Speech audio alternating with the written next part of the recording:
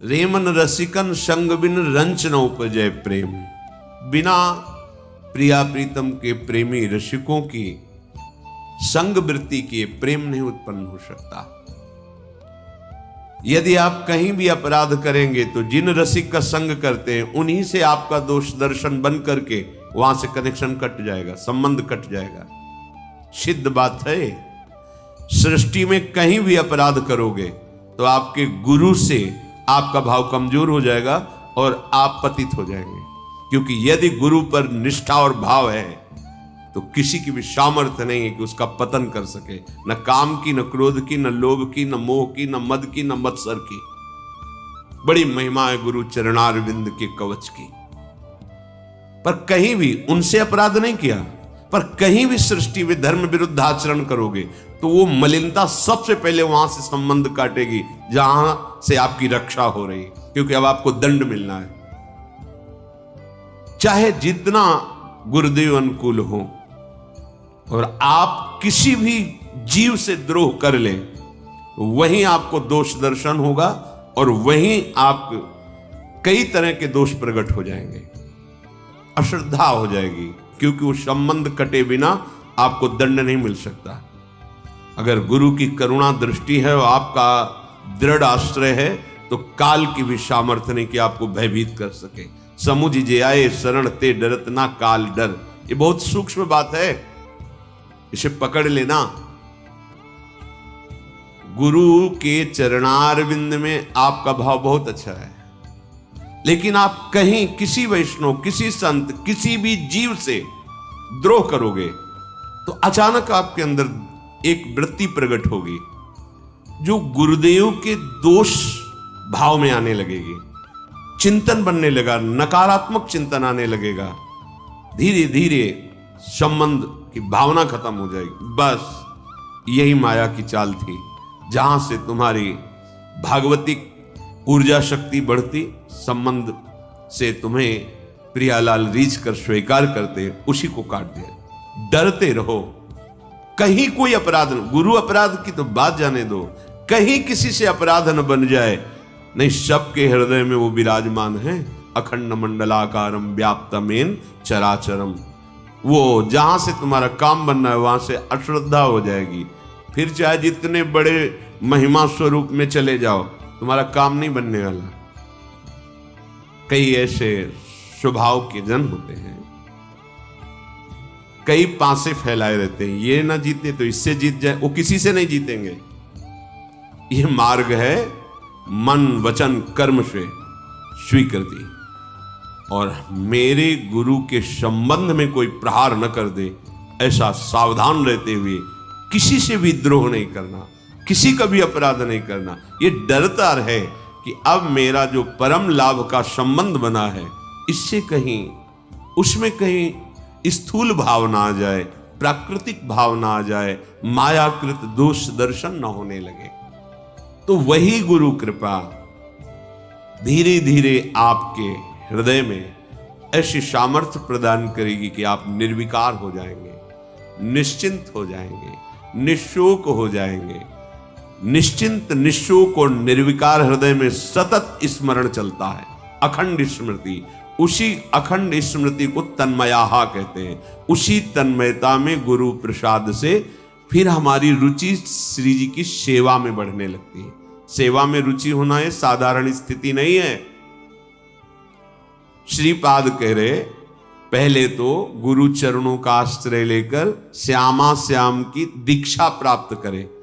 तद्वंदे ममकार तोद्भुत तमाद यस्याद्भुतान्वक्षणो लाशाह श्री वनराज सीम सुमहाभावम तमेस्तुमः।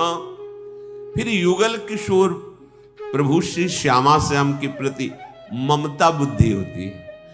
प्रिया रो, मेरी प्रिया, मेरी स्वामिनी, मेरी लाडली, मेरे युगल सरकार। ये ममता बड़ी महिमा की बात। ये ममता कहां से उत्पन्न होती? गुरुदेव के चिंतन से। सच्ची गुरुदेव का आश्रय, शरणागति, दीक्षा, और जब वो कृपा करके लाडली लाल के चिंतन में भरे हुए तुम्हारा जो शरणागत भाव है उसको देखकर तुम्हारा चिंतन किया, तो जो ममता गुरुदेव के हृदय में प्रिया प्रीतम के प्रति विराजमान है वही अवतरित हो जाती है हृदय में। वो हमारी साधना नहीं है, हम प्रिया प्रीतम से प्यार नहीं कर पाते, गुरुदेव का प्यार ही हमारे हृदय में प्रिया प्रीतम की ममता के रूप में उतर जाता है। सत्य सत्य परम सत्य, क्योंकि इस हृदय को देखा है। ज्ञान विज्ञान वार्ताएं सब एक तरफ है, प्रिया प्रीतम से ममता केवल गुरु चरणारविंद की सानिध्य और उनकी भीनी कृपा दृष्टि से है। जब ममता बुद्धि श्री जी में हो जाती है तो प्रतिपल उल्लास प्रकट होता है। प्रेम सहित हुलसात सेवा श्यामा श्याम की कीजे मनी भांत दिन दिन प्रति अनुराग शो। हृदय में ऐसी उल्लास, क्या पवा दूं, कैसे रिझाऊं, क्या करूं, हर समय श्री जी के लिए, लाडली लाल के लिए, जैसे मां अपने बच्चे के दुलार के विषय में प्रतिपल सोचती रहती, क्या पाऊं, क्या पहनाऊं, कैसे मेरे बालक को सुख मिले, उसमें वात्सल्य है, वो मां है। इसे अनंत गुना उपासक के हृदय में आराध्य देव के प्रति दुलार प्रकट होता है। ये ममता श्यामा श्याम की तभी प्रकट होती है जब जगत में समता हो जाती है। संपूर्ण संसार में समता और श्यामा श्याम के चरणारविंद में ममता, ये तुम्हारे से नहीं होगी, ये गुरु प्रदत्त उपासना से होगी, गुरु कृपा दृष्टि से होगी।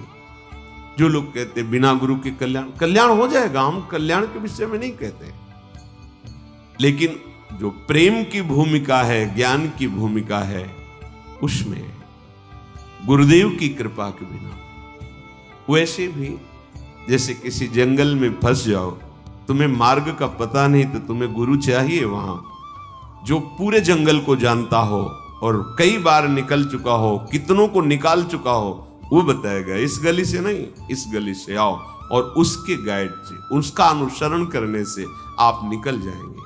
ये संसारण्य है, बड़ा भूल भुलैया का मार्ग है इसमें।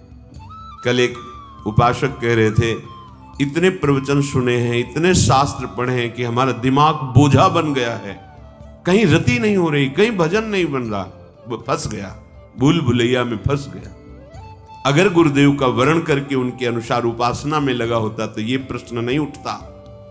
अपनी बुद्धि, कभी योग, कभी कर्म मार्ग, कभी ज्ञान, कभी वैराग्य, कभी ये, कभी, कितना अनंत सागर है हमारा प्रभु।